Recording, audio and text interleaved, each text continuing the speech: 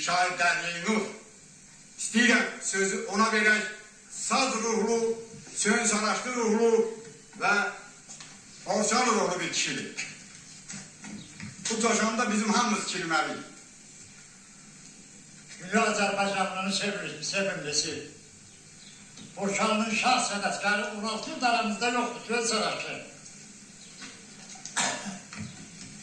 Göl Saraçı bir boşaldı yok. Tüm dünya Azərbaycanlıların içinde şöhret kazandı.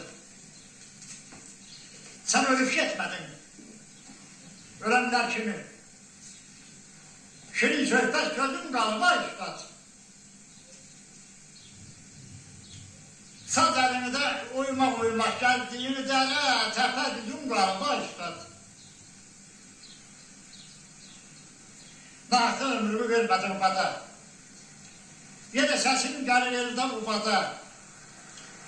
Ali meclislerde salımlar yadan yaşa oğlum kızın qalma üstad. Her bakanmış ölürleri güldüren, ağların gözyaşını sildiren, gözyaşı kuşları yere indiren İmran dilli sazın qalma üstad. Keremide gitti hava saldırın, aslını sobandan haber aldırın, o yazık Kerem'in oda saldırın, yurt yerinde közüm qalma üstad.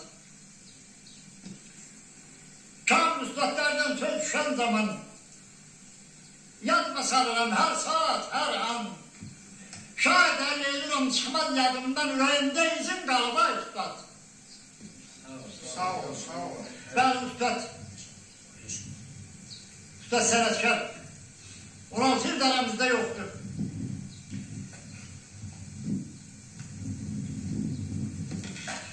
Dünya ne güzeldir. Dünya ne pistir. Görmeyen de peşman, gören de peşman. İster 50, ister 100 yıl dünyada durmayan da peşman, duran da peşman. Çok gördük dünyanın itibarını. Ölüm pazarını, kan pazarını. Bu dünya bir bağdır. Hayvanlarını dermeyen de peşman, gören de peşman.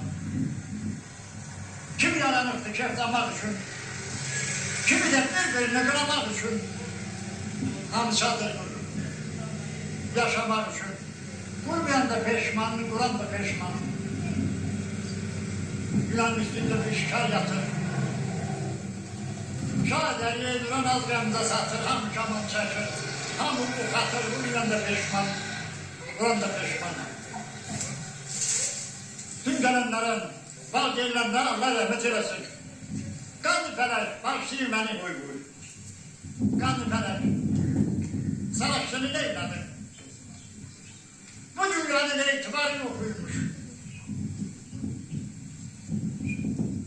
Nasıl yaşar geldi? Köşkü dünyadan. Hakikatin düz pazarı yokuymuş. Aşık kan ağrıyor. Saz kan ağrıyor. Gelin kan ağrıyor, kız kan ağrıyor. Kalem kan ağrıyor, söz kan ağrıyor. Azrail'in düz pazarı yokuymuş. Müddetli kalbimden yaralanmışam. Oktayıp sinemden paralanmışam.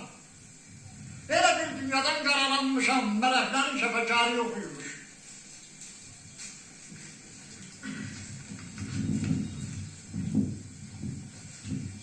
Ben çeken keşiyen gami hicranın, bileyim işimi sarf edeviranın, deryedir, ele bir fani dünyanın, şey kimi sənətkârı yokuymuş. Allah rahmet eylesin. Allah razı olsun.